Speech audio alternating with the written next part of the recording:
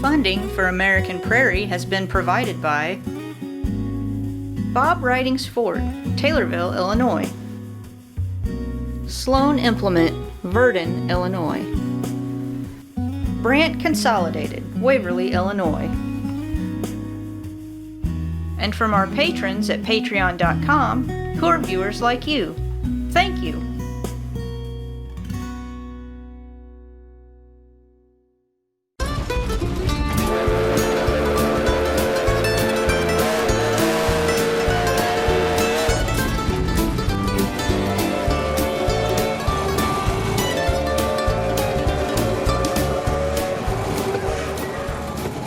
American Prairie visits the granddaddy of them all, the Midwest Old Threshers Reunion in Mount Pleasant, Iowa.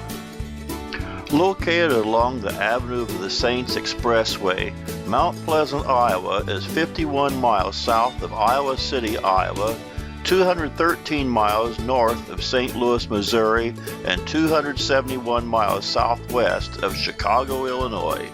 See Transportation of the Past on Part 2 of the Midwest Old Threshers Reunion from Mount Pleasant, Iowa, coming up on American Prairie.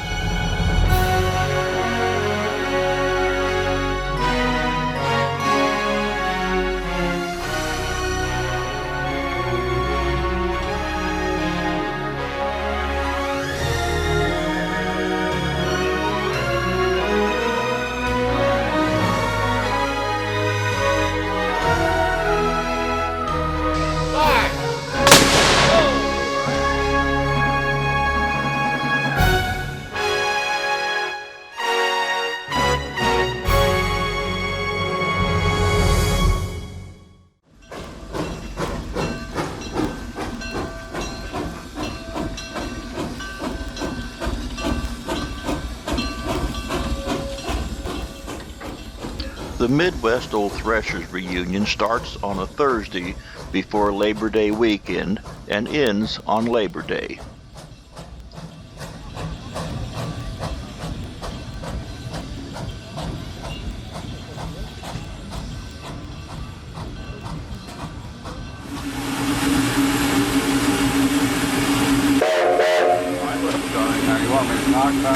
Yeah, you can go. This engine was originally built to burn wood. When we brought it into our operation with our short runs in between stops, a hard-fired engine didn't work real well, so we converted it over to burn oil. One of the differences, like with the firebox door, the fireman here, he's controlling the fire in the boiler, he's keeping the water up, he's keeping the steam up, and the engineer over here, he's running the training course. These two guys have to work in harmony. When he opens throttle, he has to open the fuel. When he closes throttle, he has to close the fuel. So working together like that is the way it has to work on the locomotives. Wow. Yeah.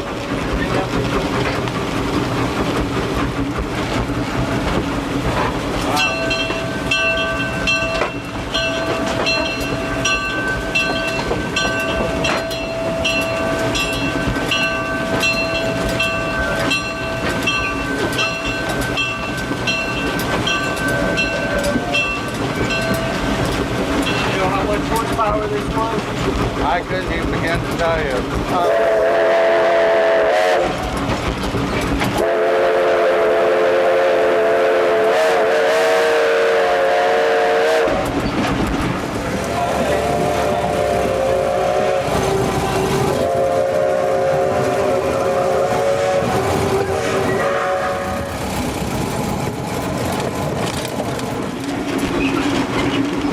It runs well. She's a sweetheart. It's one of very few engines in the United States running with Southern valve gear. course, you have no idea what I'm talking about. But that's up on the front, the valve gearing. It's all exposed, easy to work on.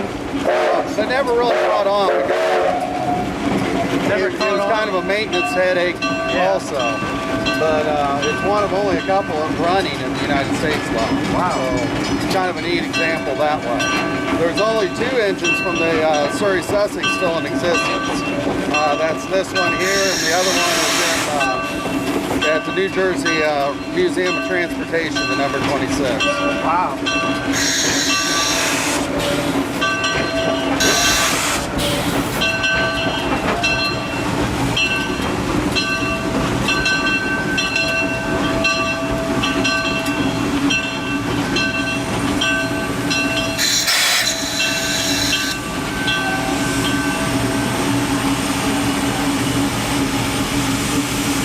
Go over any of the controls with you if you want, or anything like that. Yeah, I'll probably go back around to where we came from. Yep.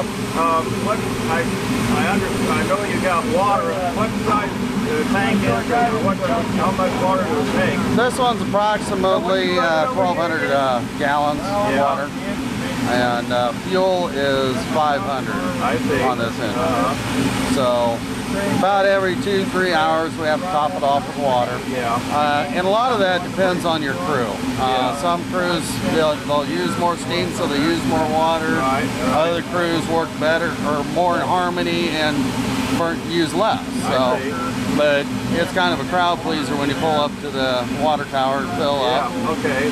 Can you explain to our viewers how the engine works? I mean, as far as burning the fuel and why it needs water and things like that.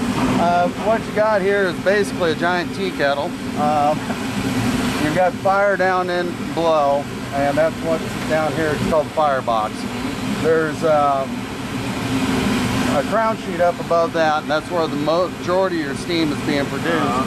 And then there's a whole bunch of 2-inch flues that go from the firebox all the way down to what's called the smoke box, which is where the stack is coming out. That's carrying the heat and the smoke and stuff like that on through the boiler, making it more efficient. The first dome closest to the cab here is what's called a steam dome. And that's where your driest steam is, as it's, and that's where the throttle is located. So when he opens up that lever there, it's actually opening a valve up in that steam dome, and going through what's called the balanced throttle valve into the dry pipe, goes back up to the front of the engine in the smoke box, down 2 headers and into each engine on each side. And then there's a valve gearing, that southern valve gear I mentioned, that sits there and it times with the cylinders as to when it's going to stroke and when it's going to exhaust, and things like that. Essentially, it's a 4-cylinder engine, even though it's only 2 cylinders, because you get power strokes on both sides of the piston. So that's kind of essentially how it works, in a nutshell. And I see you got all kinds of gauges up here. And when did you say this was built again? 1891. 1890. Steam gauge, that's boiler pressure. We both watch it, but Dan is really watching it more than I do because he's doing the firing side of it. Okay. We run 175 pounds on the relief. 175 pounds? So we try and keep it close to that. Over 150 anywhere works pretty good for me. Air brake gauges. There's 4 needles, 2 gauges. They tell me the reservoir pressure, brake pipe pressure, independent brake pressure, and my equalizing reservoir, which tells the rest of the brakes what to do. So here we go. Wow. Ready? Yep, I'm hanging on.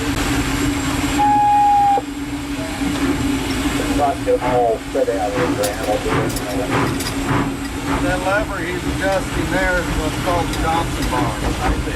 That changes the timing on the valve. After the locomotive's moving, if you notice when he started, he had it clear down what's called into the hole, and that valve will open completely up and allow a full stroke of steam going in. After the locomotive's moving, it doesn't need that much to keep the momentum going. So he brought cut the stroke on the valve up by moving the lever back. So yeah. you're not getting, it makes the engine more efficient. That's the word I'm looking for. Yeah, right.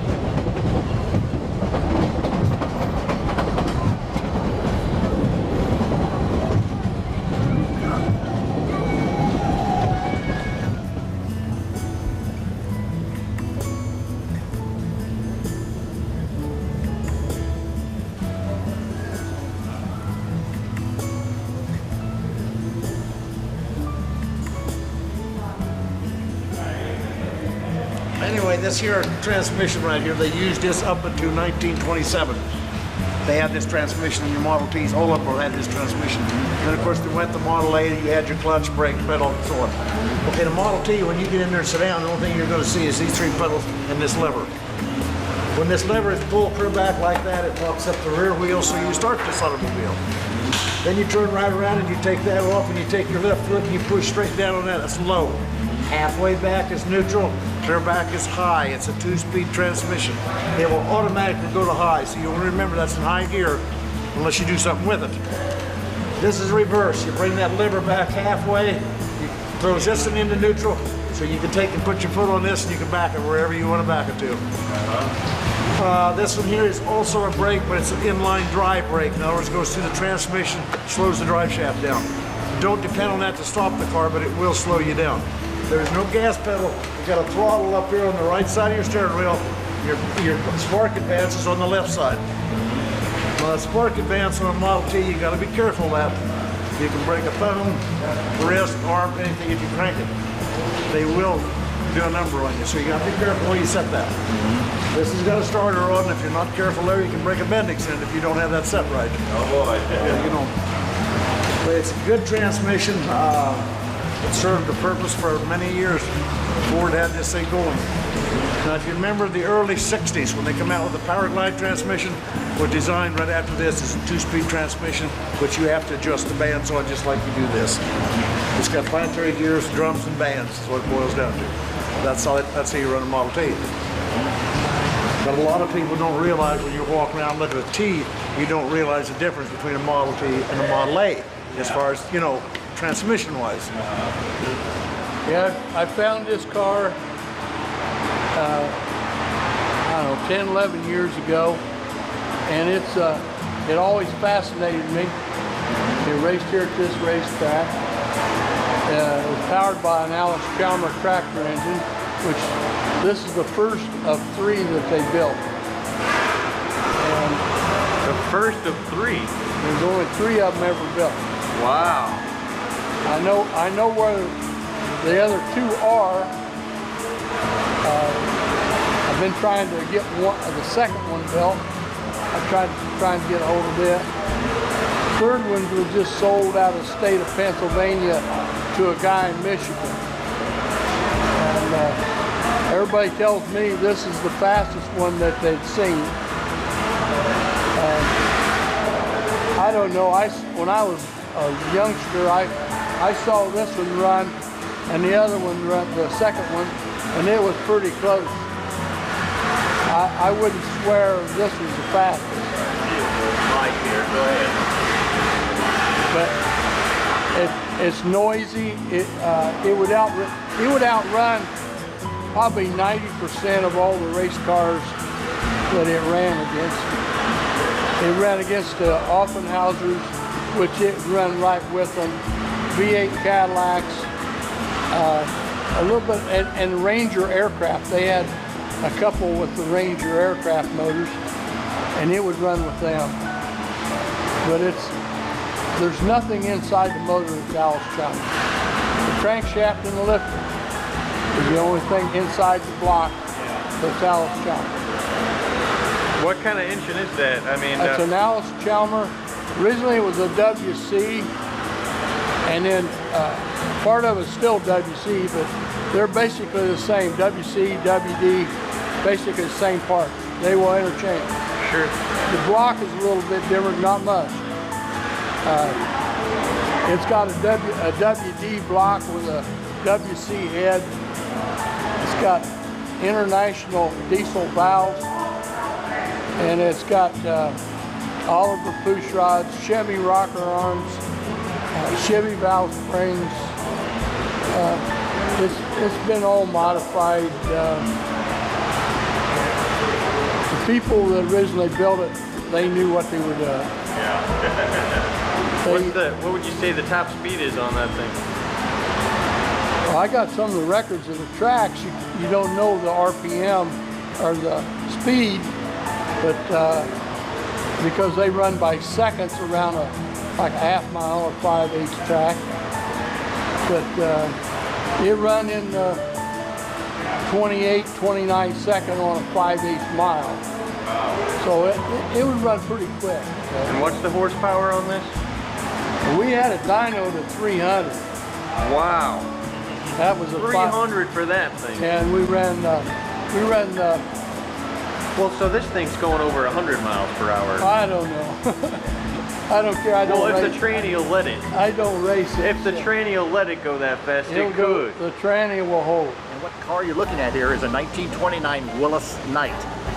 And anytime you see the name Knight in a car name, be it Stearns Knight or Mercedes Knight, that means it has a Knight sleeve valve engine in it, which is what we have here. And as you turn the sleeve valve engine, it doesn't have any poppet valves in it. In a normal car, you have poppet valves in it. This doesn't. This has sleeves in it, which are like two cylinders with the piston moving up and down between them. And you can see as it moves, you either have, when the ports line up, you either have intake or exhaust. And as we're doing it right now, we get it wound up here. Okay, now we have intake. The piston's going down. We're sucking gas in through the ports. Piston reaches the bottom. It comes up on the power stroke. The spark plug fires. You've got explosion, pushes the piston down, and now the ports line up so that you have exhaust. Wow. So it's a 4-cycle engine. Anytime the ports line up, you either have exhaust or intake on the car. So that's called Knight? It's a Knight engine, a Knight sleeve valve engine. It was invented by Charles Knight back in the early teens. Willys Knight then saw it and they put it in their cars. And, this is a 6-cylinder. They made 4 cylinders. They also made V8 sleeve valve engines. Very successful. They lasted forever. The only thing people ever said about a Knight sleeve valve engine, they said it smoked a lot. This doesn't. On these later cars, they had what they call an oil rectifier on it that sucked the oil out of the exhaust and recycled it to the engine. Sure. Very efficient cars. It's not unusual to see engines that have 250,000 miles on it. Sleeve valve engines in an antique car. Wow. Very great. We drive this car a lot. A couple months ago, we drove it to a Willys Knight meet up in Faribault, Minnesota, put 800 miles on it. The rain is going up and the rain coming back. That's the only problem we had. The car ran good, we just got wet. But it's a great running car. We put a couple thousand miles a year on the car. So it works really well. Yeah, it's a beauty. This is the carburetor side of the engine. Vacuum tank, this is what sucks gasoline into the engine. Doesn't have a fuel pump. You get vacuum off the engine, which sucks it out of the gas tank way in the back and then goes down into the carburetor. Just a standard Tillotson carburetor. You can see the 6 cylinders in line in the car. Steering box is a fairly simple operation. The cars, of course, are easy to work on as compared to a modern car. Modern car, you open up the hood and you go, what the heck, you know. I can't believe this is from 1929 and it's running. Runs great. Wow. Great. Unbelievable. That is. Want to hear it run? Sure. Want to fire up? I'll fire it up. Yeah, let's fire it up. Watch, it won't start now after I've said that. No. It should pop off.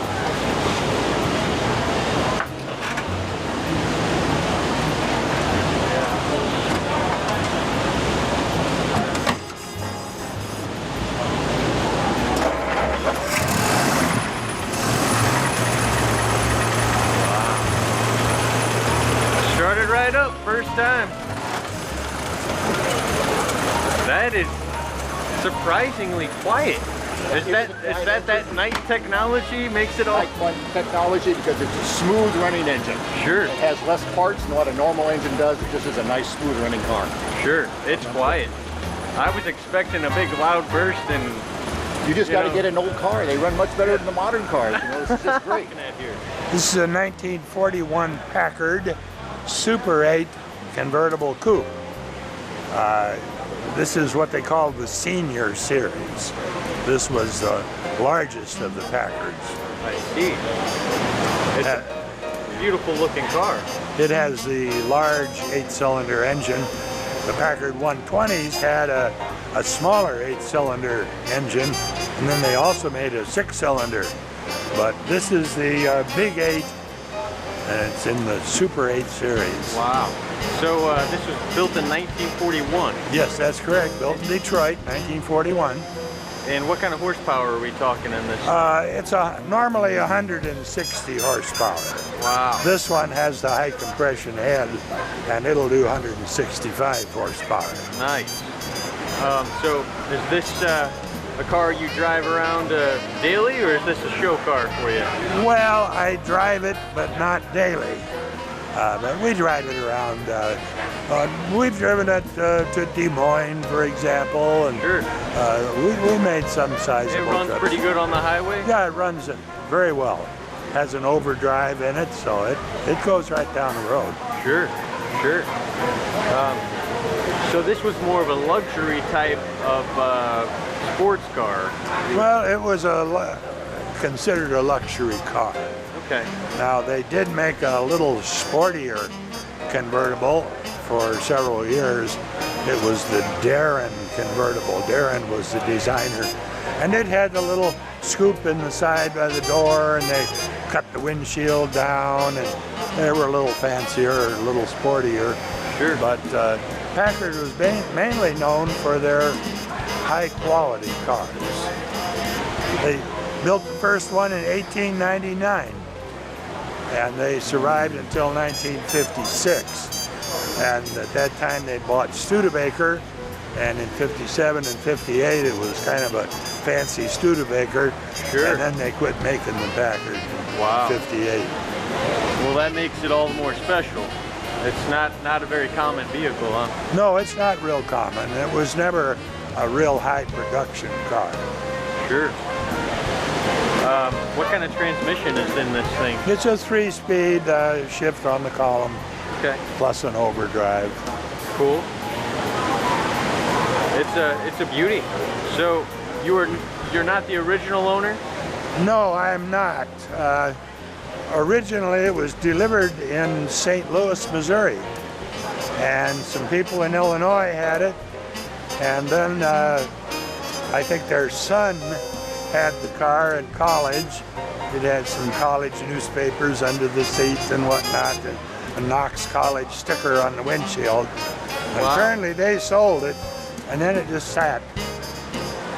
Unfortunately, it sat in a shed with a leaky roof. Oh no.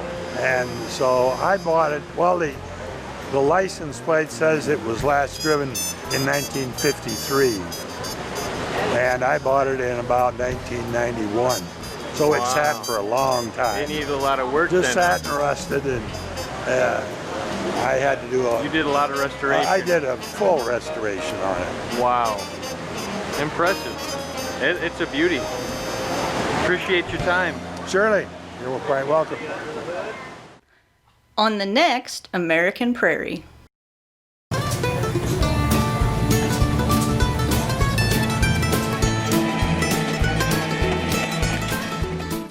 Join us for Occupations of the Past on Part 3 of the Midwest Old Threshers Reunion from Mount Pleasant, Iowa on the next American Prairie.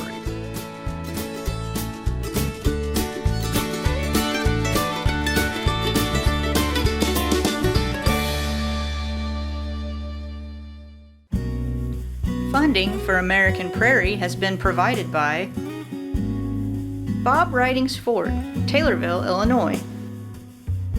Sloan Implement, Verdon, Illinois. Brandt Consolidated, Waverly, Illinois.